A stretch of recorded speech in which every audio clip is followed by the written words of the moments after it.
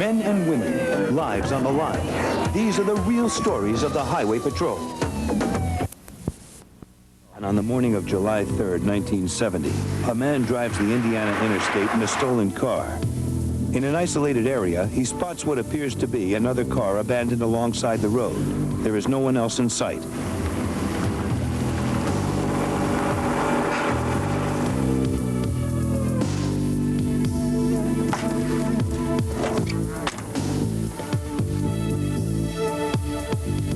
He stops to check it out and finds the car deserted.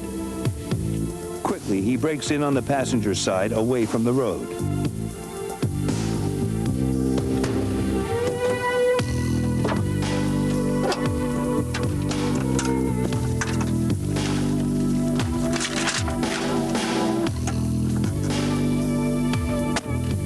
Finding nothing of value inside, he begins to remove the license plate from the front of the car. Indiana trooper Jerry Wilder, just beginning his morning shift, is patrolling the same interstate. As he heads north on I-65, there is almost no traffic, and so far no problems on this warm July day. Tossing the first license plate into his stolen car, the thief spots Wilder's patrol car heading toward him down the interstate. Thinking quickly, he yanks open the hood of the abandoned car and takes cover.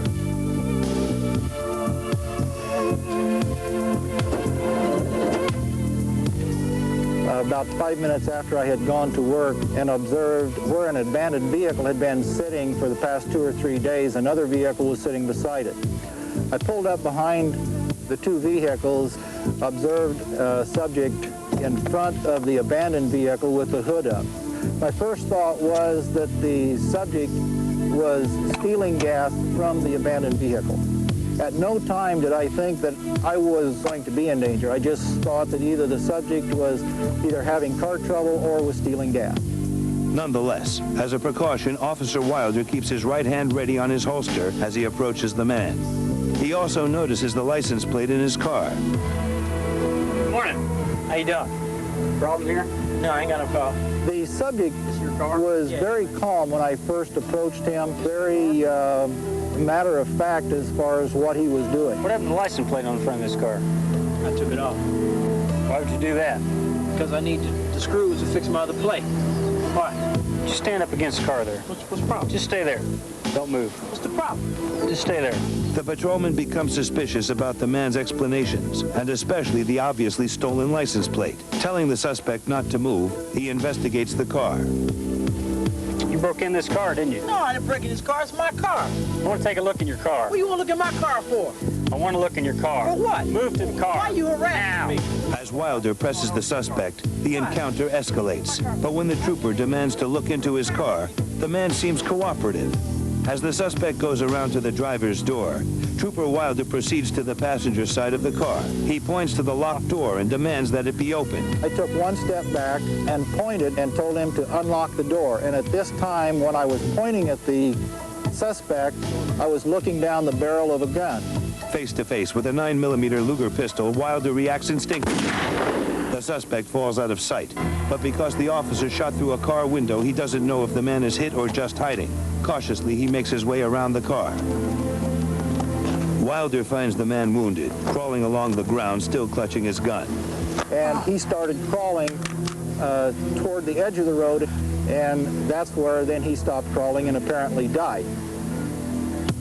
Giving him a wide berth, the trooper gets to his patrol car radio and calls for assistance.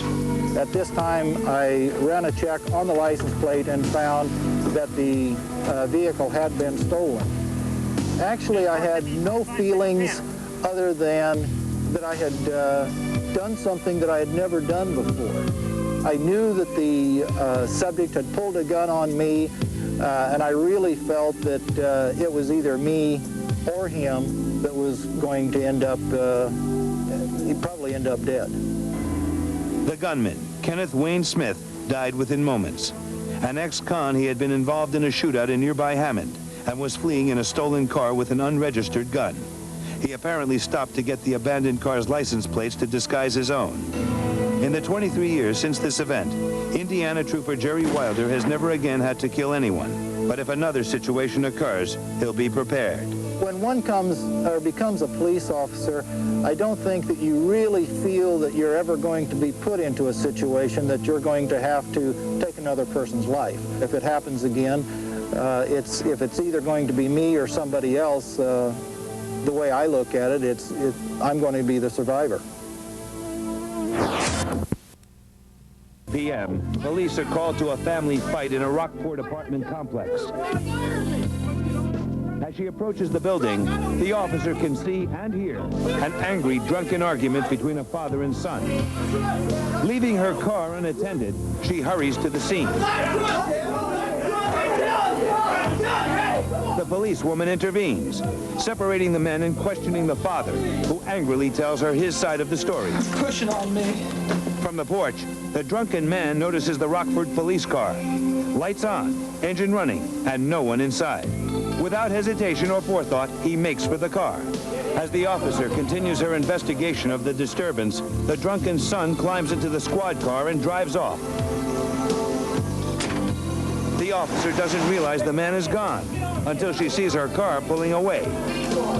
She immediately notifies Jasper headquarters, which broadcasts an all-points area alert for the stolen police car, last seen heading north on US 231. One of the officers who hears the call is Indiana State Trooper Danny Price on night patrol not far from the scene.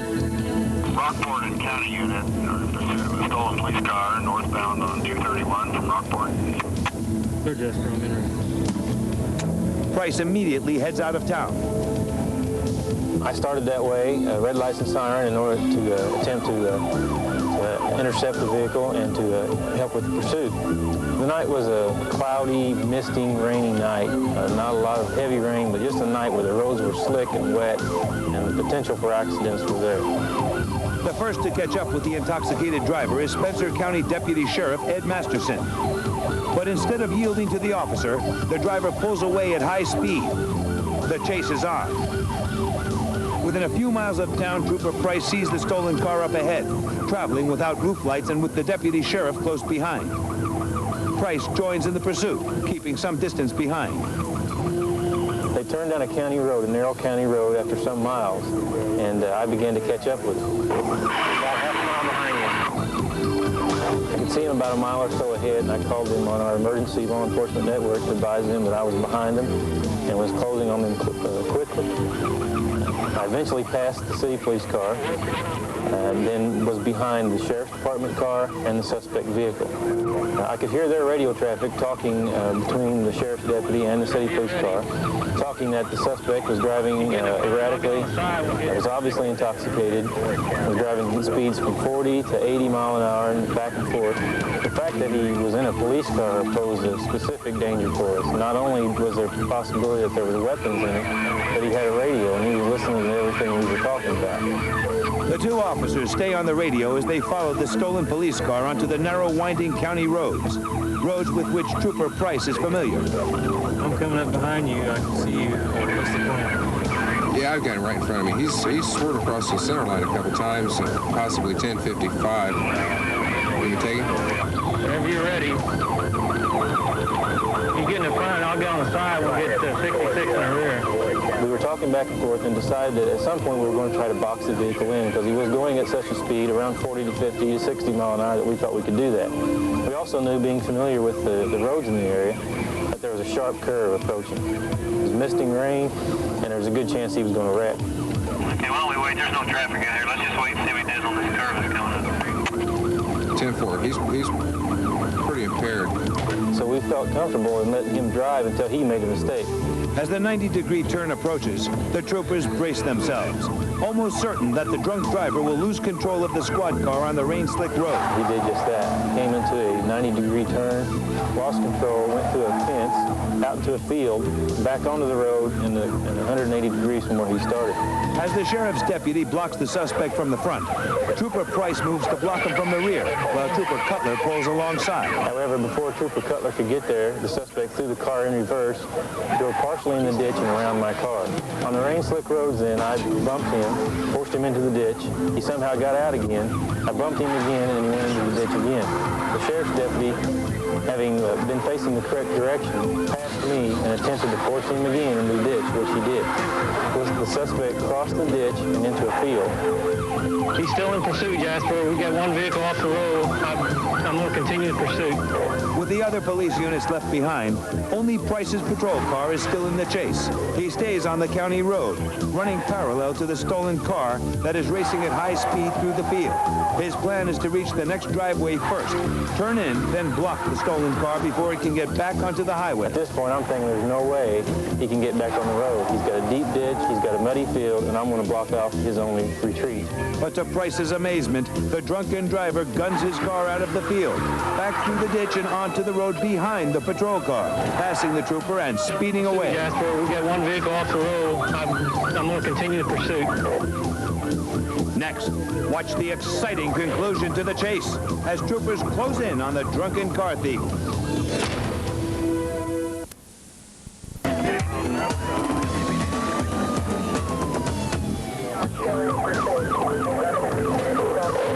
Jasper, headed back east towards 231.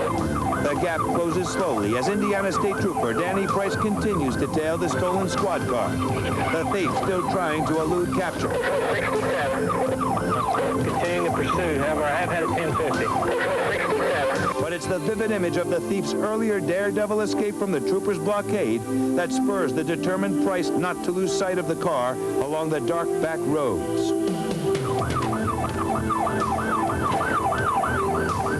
Go ahead.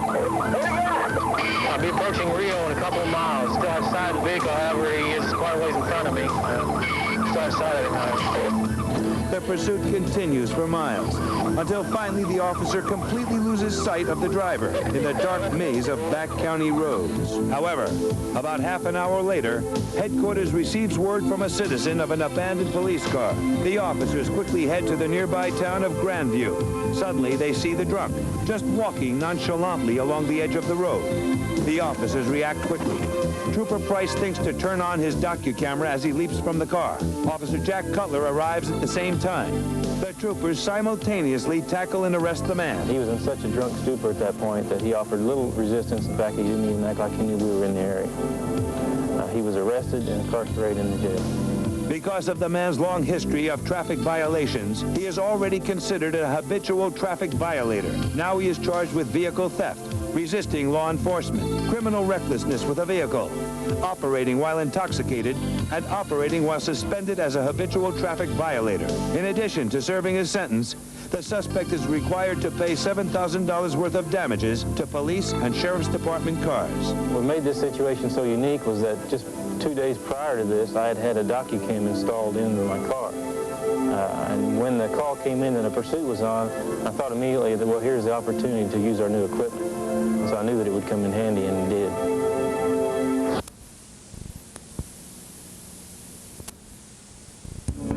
It's just after sunrise on the morning of September 1st, 1978. Two men run through the woods of Putnamville, Indiana. Leslie Smith and Andrew Pine have just escaped from a state prison. Both are convicted felons with a long history of criminal activity. The men make their way to the side of the highway where a car is waiting.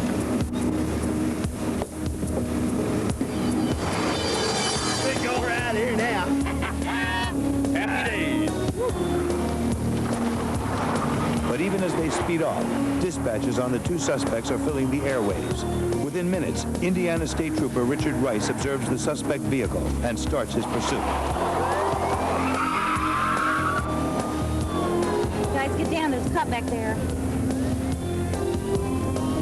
Man, I'm not going back. Putnamville 5322. 5322. Behind the suspect vehicle is a maroon four-door, eastbound on US 40 approaching State Road 241 South. As Rice continues his pursuit, Sergeant Lanny Fields is patrolling nearby and hears his colleague's dispatch. Fields heads towards Rice's location as backup. Meanwhile, Rice pulls the suspect vehicle over.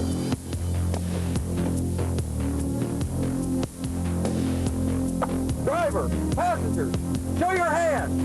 Man, I don't believe it. Passengers in the rear, exit the vehicle to the left. Yeah, right. Yeah. Driver, exit Be cool, the yeah. vehicle. Be Do it cool. now. Driver, exit the vehicle. Turn around. Face the the other direction. Do it now. As the suspects step out of their car, Trooper Fields arrives on the scene. The two officers cautiously approach the escapees and begin to handcuff them. Rice cuffs Pine, and Fields attempts to cuff Smith. But Smith's wrists are extremely large, and Fields is barely able to get the handcuff to the first notch on Smith's right hand. When Smith complains the handcuff is cutting his wrist, Fields takes him to his car to get his keys to adjust the handcuffs. The officer holds his suspect down with one arm and reaches for his keys with the other. As he adjusts Smith's handcuffs, the escapee makes his move. Come on. Break. Drop the gun, Peg. Drop it. Drew, get his gun. My game now, I ain't playing. Smith threatens to blow Fields' head off if Rice won't give up his gun. Seeing that the convict is desperate, Smith hands over his weapon and removes Pine's handcuffs. Now both men are armed. Smith orders the two patrolmen into the trunk of Rice's car. He tries to close the trunk but cannot, succeeding only in slamming the metal onto the officers' heads. Smith's anger and desperation are clear. He is capable of anything, and the two patrolmen fear they're about to be killed. But at that moment, Trooper Charles Reardon pulls onto the scene. Put the gun down. Drop the gun. Smith orders Reardon to give his gun to Pine. But unknown to Smith or Pine, Reardon has an off-duty .38 caliber revolver in the small of his back. And when the time comes, he makes his move. Put it down. I got you now. Come on. Get over there. Now. Cover now. With Pine secured, it's now Reardon versus Smith. The officer screams at Smith to surrender, but the escapee screams back that if Reardon doesn't drop his gun, he'll kill Patrolman Rice and Fields. Reardon refuses to back down, and Smith, reaching a breaking point, reacts. He opens the trunk and points the .357 revolver at Fields' head. But in the split second before he fires, Fields manages to raise his arm between himself and the gun. This instinctive movement saves the officer's life, because when Smith fires, the bullet hits Fields in the arm instead of the head. Reardon reacts by shooting Smith in the back. The lives of the two highway patrolmen are saved, due to the resourcefulness of a fellow officer. Leslie Smith recovered from his wound and was convicted of escape, attempted kidnapping, and attempted murder. He is now serving a 70-year sentence in the Indiana State Penitentiary. Andrew Pine was convicted of escape and attempted kidnapping and is now serving a 42-year sentence in the Indiana State Penitentiary.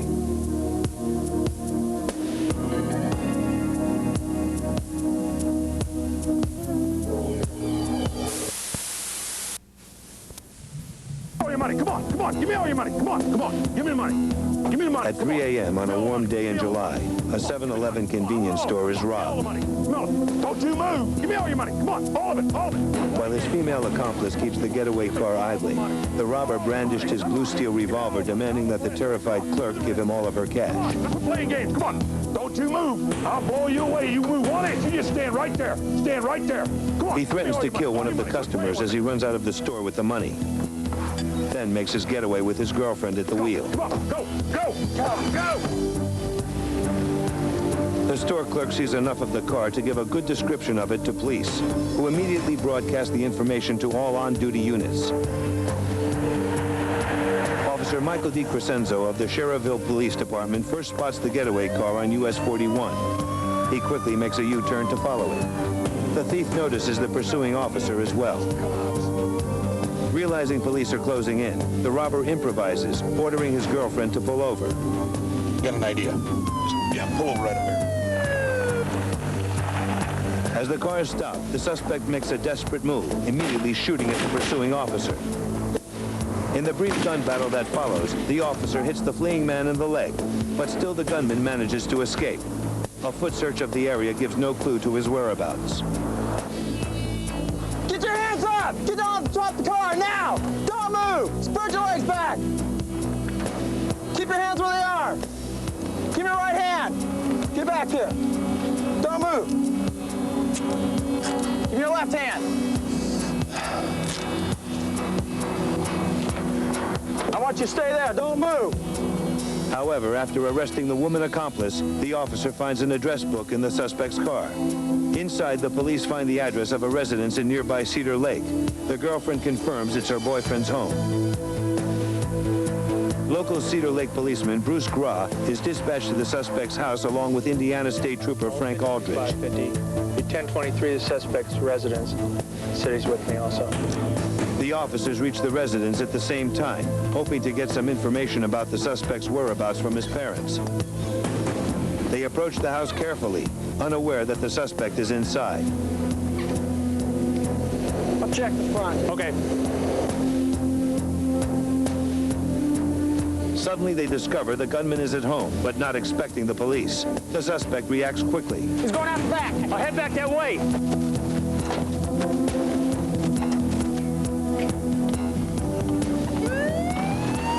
He leaves the house through the rear and heads across the backyard with Officer Gra close behind. Then the suspect vaults a fence and heads down the street. While the policeman pursues the man on foot, Trooper Aldridge goes around the block in his patrol car, hoping to cut him off. Spotting the suspect, he blocks the road with his car, just as the suspect tries to cross the street. Please, drop your gun! Cornered, the armed suspect fires at the officer on foot. Aldridge immediately returns fire, and in the quick exchange that follows, the suspect is hit in the abdomen and goes down. The city police officer keeps the wounded gunman covered as State Trooper Aldridge calls for medical aid. Law 52-550, rush traffic. Shots fired, suspect down. Request a 1052 my location, supervisor. The suspect received CPR at the scene and recovered from the gunshot wounds. He was found guilty of armed robbery and is currently serving a 20-year sentence in the Michigan City prison.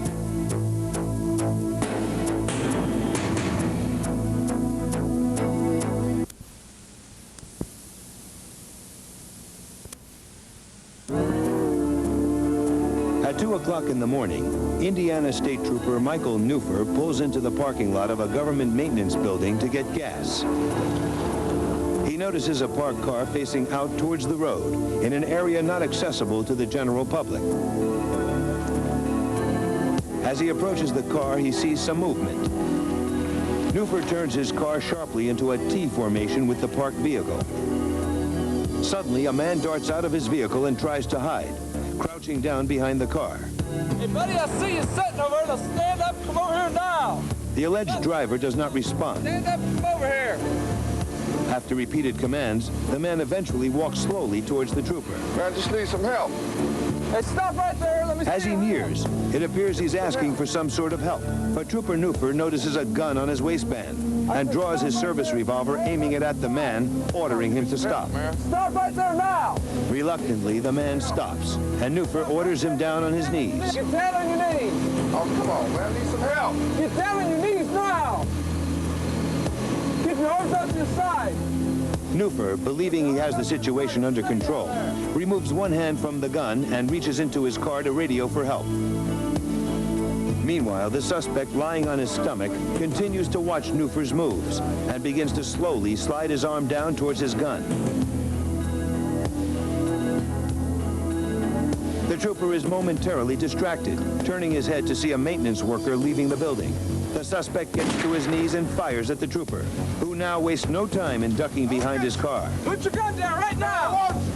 Give it up. I don't want to hurt you. Put your gun down. The suspect fires a second shot in Neufer's direction while advancing towards him.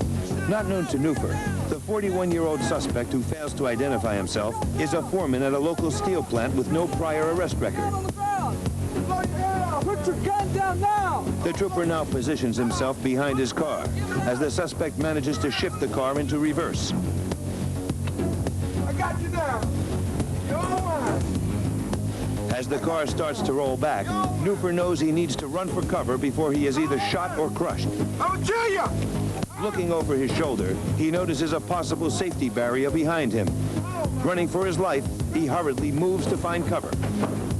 I'll get you, man. I'm still you. The trooper gets to his feet and yells to the suspect to surrender. Down, give it up. I'm going to shoot if you don't put it down. I'm going to shoot. After several warnings and still refusing to surrender, the suspect starts running away. Neufer, left with no choice, fires 5 rounds, dropping the suspect to the ground. Cautiously walking over to the gunman, Neufer extends his leg and kicks the revolver out of the suspect's hand. This decision he made to use deadly force against a police officer ended in his own peril. I don't know what exactly his motives were. I thought then, and I think now, that he may have wanted to die that night. I just happened to come into the area and make it easier for him. The suspect expired 4 hours later. He had no prior criminal or medical record of any kind. The autopsy revealed no sign of either drugs or alcohol.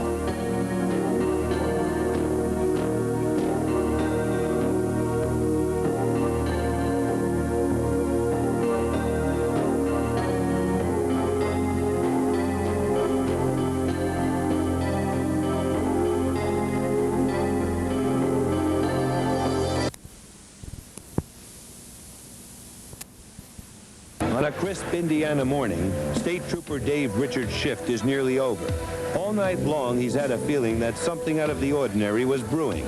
With only a few minutes left on his shift, he was beginning to think his premonition was wrong. Feeling more relaxed, he bites off a chaw of chewing tobacco. Moments later, his premonition turns into reality. 4467. 4467. Check out a disabled vehicle northbound I-65 at mile marker 88. 4467, clearing en route. As Richards pulls up to the car, a silent alarm goes off in his mind. The trooper had received several calls earlier that evening reporting a reckless speeder in a car similar to this one. Well, then you're winning, partner. What's going on? Oh, man, I just pulled over here to rest. My battery's died. Can you give me a... Richard's suspicions are aroused by the driver's nervous behavior and desire to move on as quickly as possible. He smells liquor on the man's breath. Richard, suspecting a possible DUI, asks the man to go back with him to his squad car to answer some questions. The man reluctantly complies. What's your name, partner? It's Richard. Richard what? Foreman. Richard's suspicions deepen when the man gives him a name different from the one on his driver's license. Not what your driver's license says? The man continues to act fidgety. Partner, we seem to have a bit. Trooper Richards sees the car has no license plates and asks why. The man says he put them in his truck when he pulled over so no one would steal them. The officer tells him to put them back on, using the time to get information about the suspect's real identity. 4467. Driver's license check on a Richard Foreman. Richard Foreman, 12-6 of 48. 12-6 of 48. While the man puts the plates back on his car, Richards is having radio transmission problems. This delays the response, allowing the man to return to the squad car. 67. Be advised that plate is reported stolen and the subject in possession of the plate is wanted by the FBI. He also has a long list of aliases and the computer is still running. No, man, that ain't right. 4467. His suspicions confirmed. Richards orders the suspect out of the car. Even though visibly agitated, he follows the officer's commands. Richards attempts to secure the suspect, but he resists. There's some stolen license plates over there up on No way, man. Up on the car. Come on. The harder Richards tries to take charge, the more belligerent the suspect becomes. Finally, the man lets loose. Put him back here. You're under arrest. Put your hands up on your head. He is bigger than Richards and in no mood to take any more orders. The men grapple by the side of the highway, rolling, kicking, and trading blows. In the course of the fight, Richards loses his gun. The struggle continues, and the suspect, wild and desperate, still refuses to give in.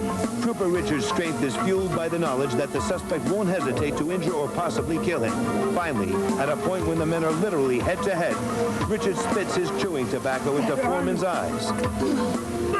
His adversary is momentarily blinded and surprised, allowing Richards to handcuff him. Dispatch 4467.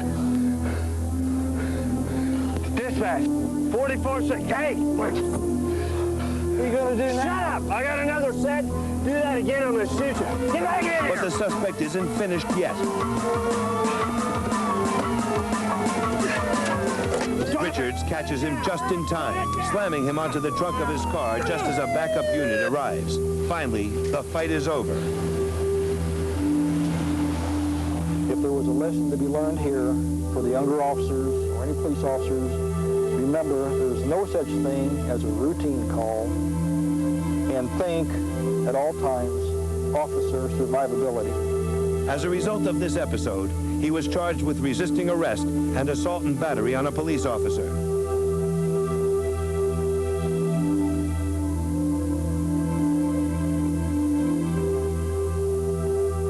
He served a 2-year sentence at an Indiana state prison facility.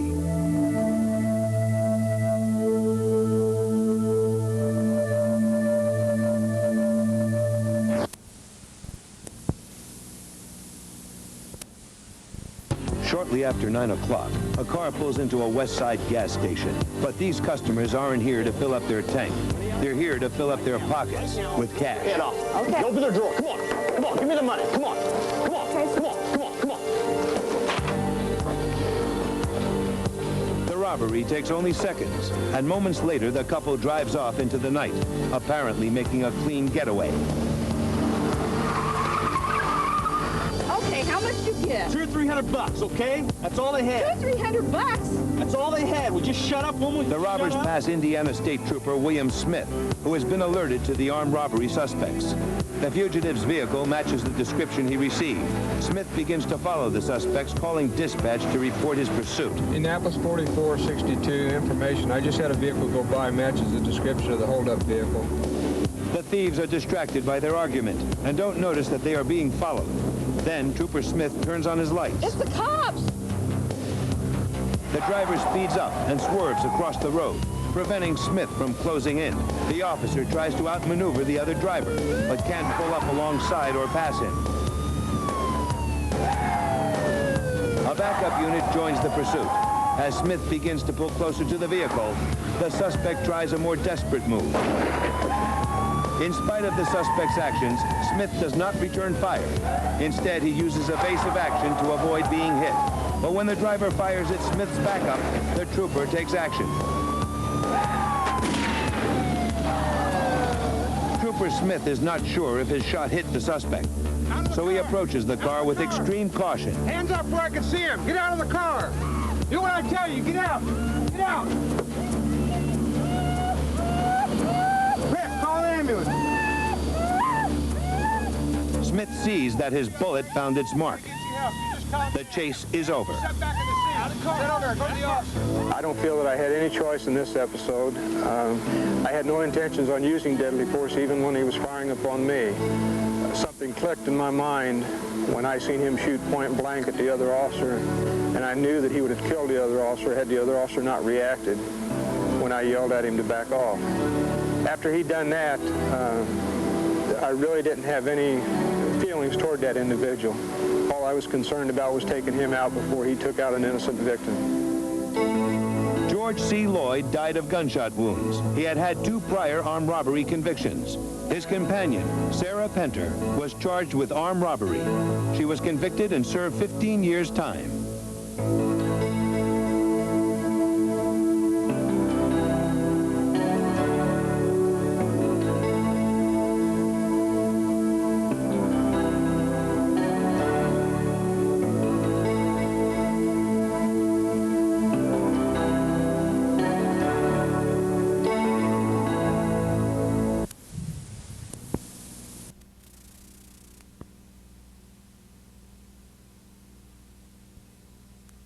The following reenactment, taken directly from the files of the Indiana State Police, features Trooper Mark Tao in a race against a reckless driver. Indiana troopers betrayed the people in our true story.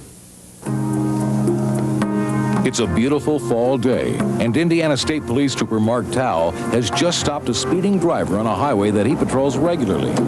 Tao, who's been on the force for 6 years, began his career as an Army policeman.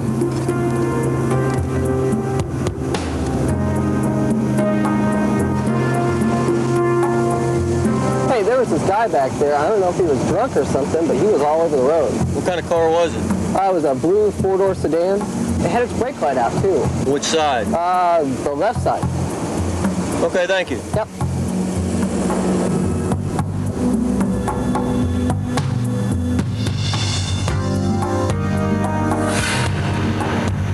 Moments later, the weaving driver goes right past the trooper.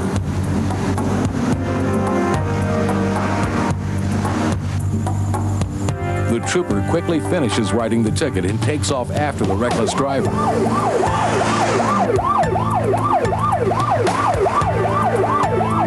Trooper Tao tells dispatch that he's now in pursuit. He's been in several high-speed chases before and hoped he could avoid another one. The reckless driver finally pulls over and Trooper Tao turns on his dashboard camera. What you're seeing is actual footage of the stop.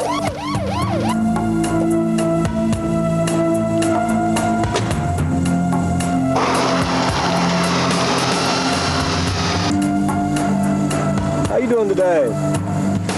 What are you stopping me for? How much you have to drink today? I haven't had anything to drink. You have a driver's license?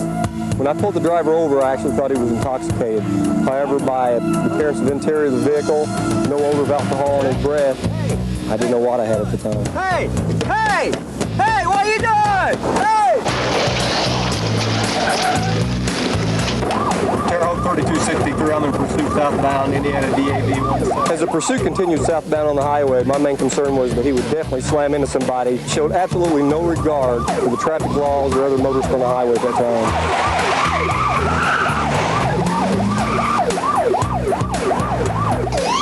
I get the Knox County Sheriff here. We're trying to pin him in.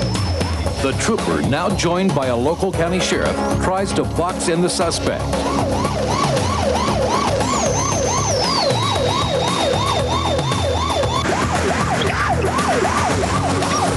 The reckless driver pulls onto the median and appears to stop. Almost immediately, he throws the car in reverse and speeds off down the highway against oncoming traffic. Trooper Tao now has to act fast to try and prevent a major tragedy. That when we come back.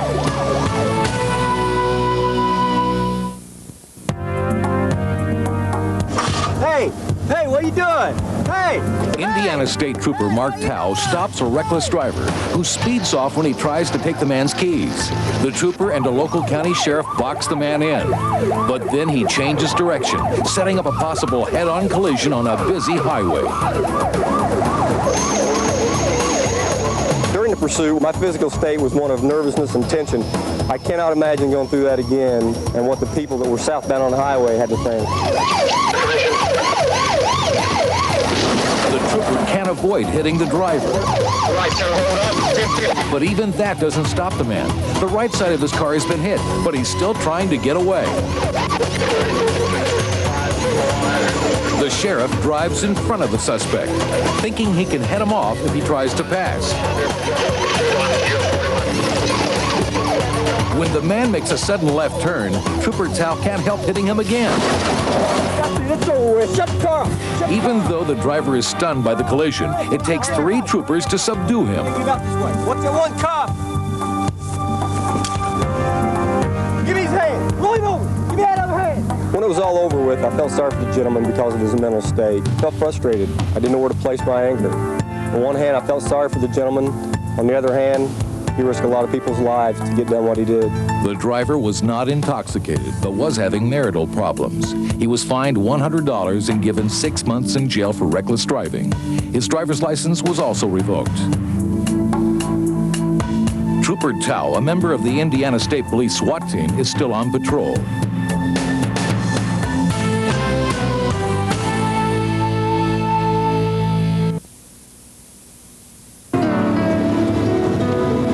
Let's go. Let's go. Hurry. Give some gas. Get in. Let's get out of here. Come on. Let's go. Robbie Adams and Charles Elkton have just hotwired and stolen a car.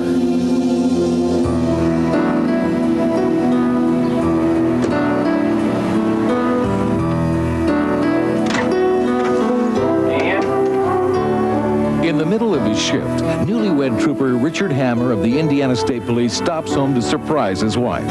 She's not there, but he leaves the police scanner on so she'll know he's been there to see her. 044 West 16th Street. Trooper Hammer is back on the road when he sees a car speed by him and run a red light. Ramble 4461. 461. I've got a vehicle refusing to stop. It's blue.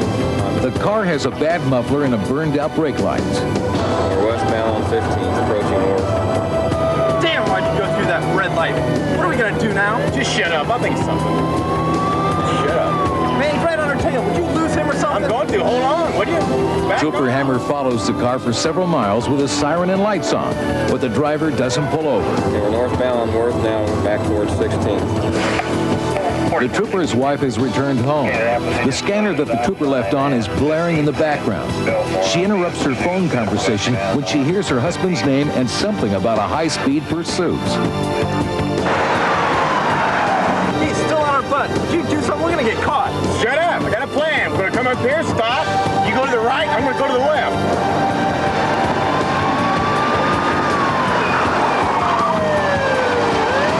4460 Indianapolis, we've lost contact with 4461, 1700 block of Norfolk Colon. Did you signal here right away?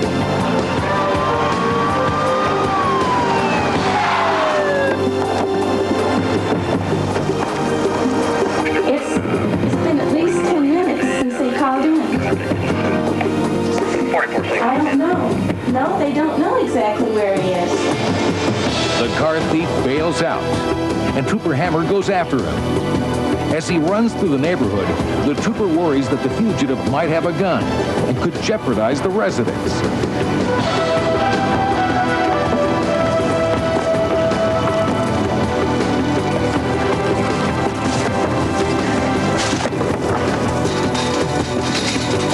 The car thief recovers and continues to elude Hammer in the maze of backyards.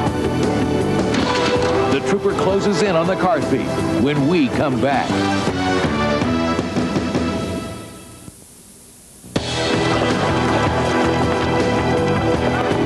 Indiana State Police Trooper Richard Hammer is after a car thief who's running through the backyards of a neighborhood. At home, Hammer's wife listens for word of his safety on a police scanner.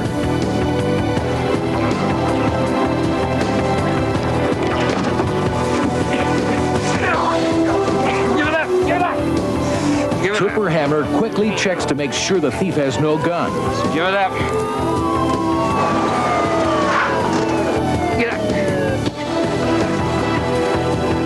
Backup arrives and the troopers take the car thief into custody. Trooper Hammer tells dispatch that he captured the thief and is okay. Indianapolis, 4461. 4461. Everything's okay here. I've got one apprehension. His wife is listening and is greatly relieved to learn that her husband is safe. One is back in the car, slow your run. The passenger was never found. The thief pled guilty to auto theft, was fined $50 and given 2 years in prison. Ann Hammer still listens to the police scanner while her husband is on duty. She and her husband now have 2 children. Trooper Hammer is now a sergeant and continues to serve with the Indiana State Police.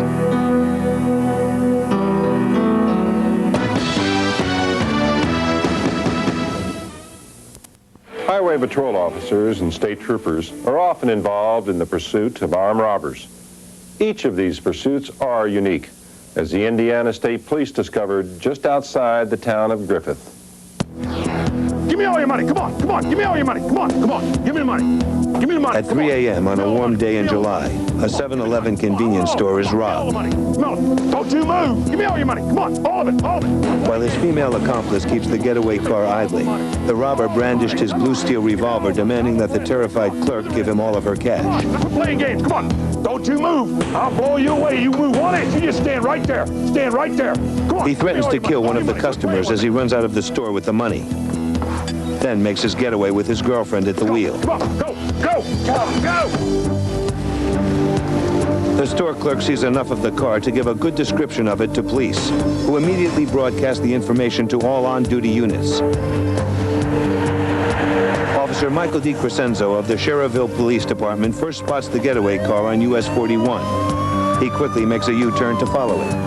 The thief notices the pursuing officer as well. Realizing police are closing in, the robber improvises, ordering his girlfriend to pull over. Got an idea. Just, pull over right up there. As the car is stopped, the suspect makes a desperate move, immediately shooting at the pursuing officer. In the brief gun battle that follows, the officer hits the fleeing man in the leg, but still the gunman manages to escape. A foot search of the area gives no clue to his whereabouts.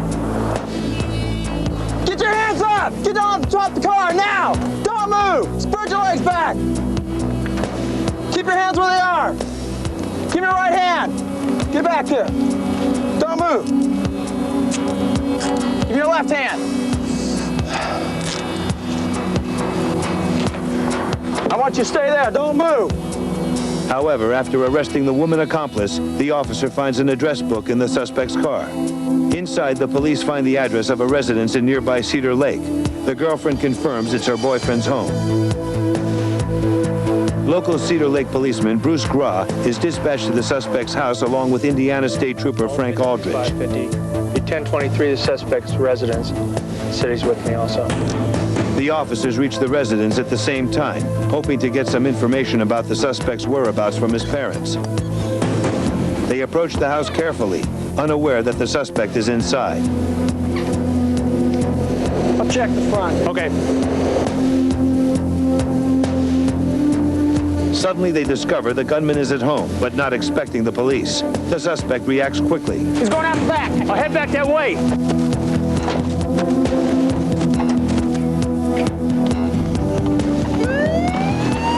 He leaves the house through the rear and heads across the backyard with Officer Grah close behind. Then the suspect vaults the fence and heads down the street. While the policeman pursues the man on foot, Trooper Aldridge goes around the block in his patrol car, hoping to cut him off. Spotting the suspect, he blocks the road with his car, just as the suspect tries to cross the street. Please, drop the gun! Cornered, the armed suspect fires at the officer on foot. Aldridge immediately returns fire, and in the quick exchange that follows, the suspect is hit in the abdomen and goes down. The city police officer keeps the wounded gunman covered as State Trooper Aldridge calls for medical aid. Lowell 52550, rush traffic. Shots fired, suspect down. Request a 1052 my location, supervisor. The suspect received CPR at the scene and recovered from the gunshot wounds. He was found guilty of armed robbery and is currently serving a 20-year sentence in the Michigan City prison.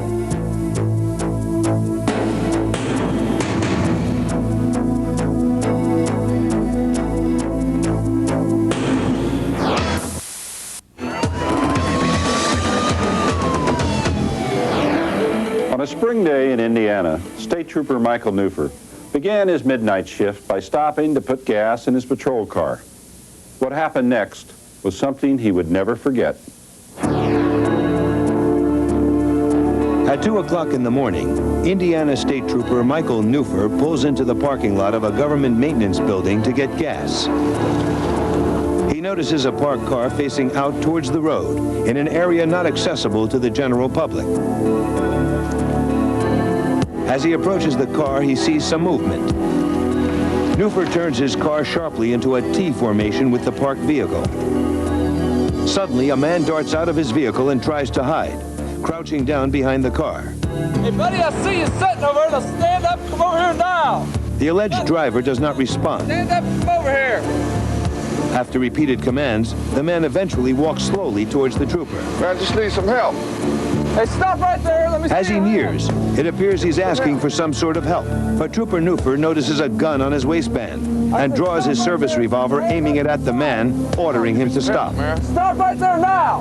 Reluctantly, the man stops, and Newfer orders him down on his knees. Get down on your knees. Oh, come on, man. I need some help. Get down on your knees now. Keep your arms up to your side. Newfer, believing he has the situation under control, removes one hand from the gun and reaches into his car to radio for help. Meanwhile, the suspect, lying on his stomach, continues to watch Newfer's moves and begins to slowly slide his arm down towards his gun. The trooper is momentarily distracted, turning his head to see a maintenance worker leaving the building. The suspect gets to his knees and fires at the trooper, who now wastes no time in ducking behind his car. Put your gun down right now. Give it up. I don't want to hurt you. Put your gun down. The suspect fires a second shot in Newfer's direction while advancing towards him. Not known to Newfer, the 41-year-old suspect, who fails to identify himself, is a foreman at a local steel plant with no prior arrest record.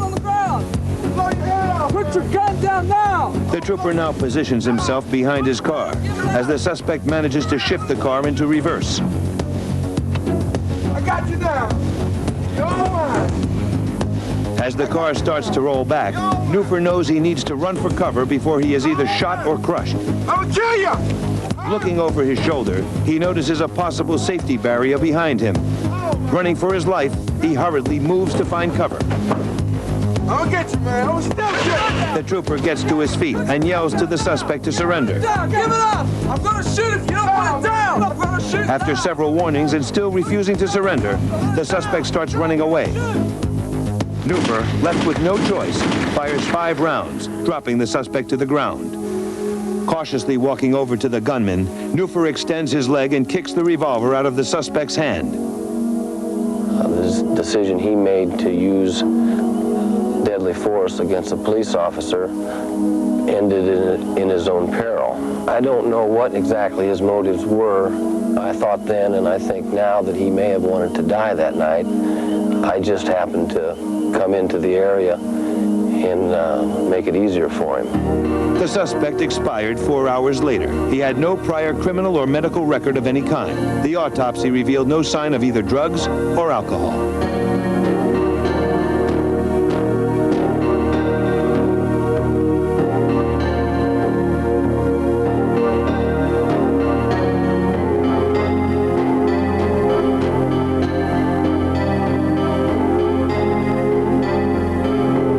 This real story comes from the files of the Indiana State Police. Indiana Senior Trooper J.T. O'Daniel tries to help 3 intoxicated men, only to find out that they are criminals and that gratitude is the furthest thing from their minds.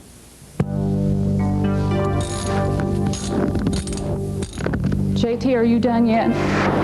Just about. It took a little bit longer than I thought. I'm going to be late. Today is Indiana State Police Senior Trooper J.T. O'Daniel's birthday.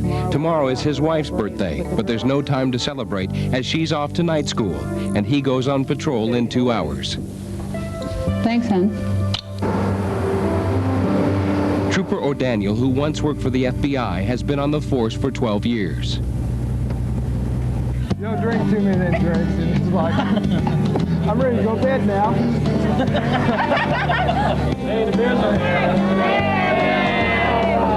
Luke Hornsby just escaped from a Kentucky prison where he was serving time for armed robbery.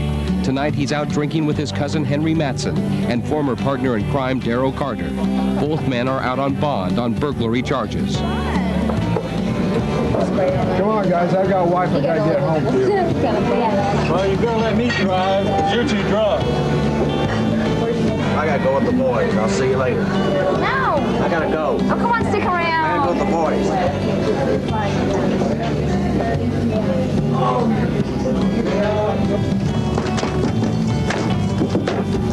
Swing door.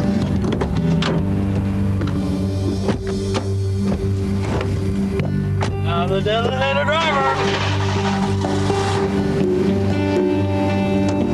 Jeez, man, you almost killed him. Don't worry about it. He's under control. Trooper O'Daniel only has 2 more hours left on his shift. Mama, stay on this side. It's all right, man. I'm okay, man. Whoa. Hang over the line. Heavily intoxicated, the driver isn't concentrating.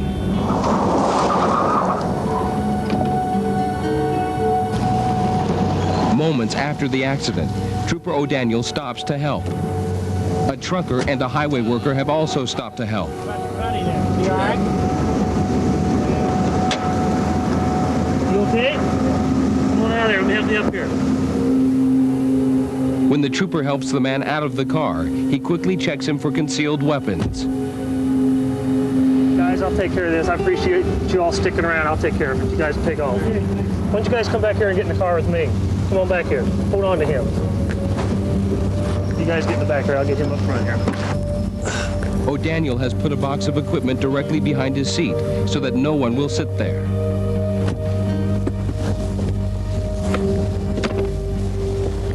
Okay, guys, identifications? I'm William Matson. The escaped convict gives his cousin's name. You?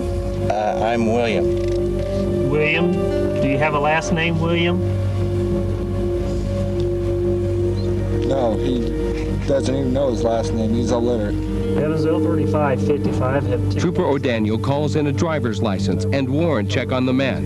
He also asks for a tow truck and sheriff's deputies to back him up. I gotta go to the bathroom.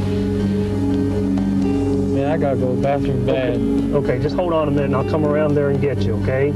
Just wait for me. Trooper O'Daniel thinks something is wrong and wants to handcuff the man. Man, are you all right? Here, come up here.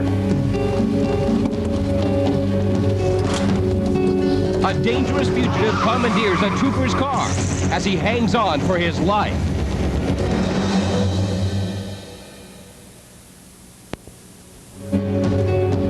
A dangerous fugitive commandeers a trooper's car as he hangs on for his life.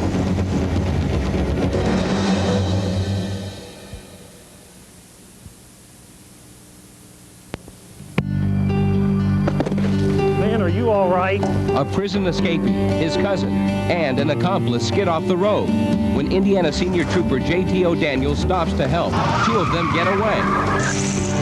Stop! The trooper's life is threatened as the fugitive races down the highway, assaulting the trooper to shake him loose.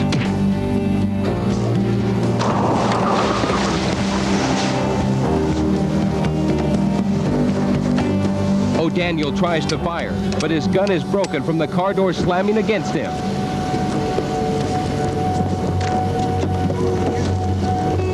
The two men see a chance to escape.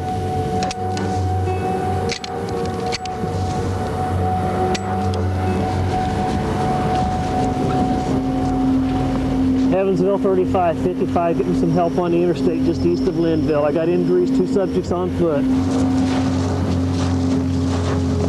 Warwick County Sheriff's Deputy Bob Urban and his canine follow the suspect's tracks. The trooper has suffered head and leg wounds.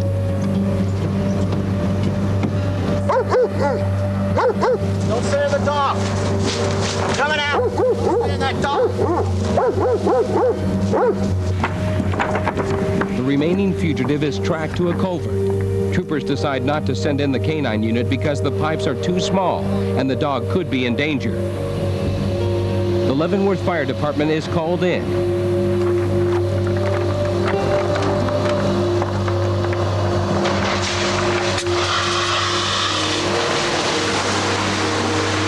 Firefighters pump in 5,000 gallons of water, but it doesn't work, and the fugitive won't come out.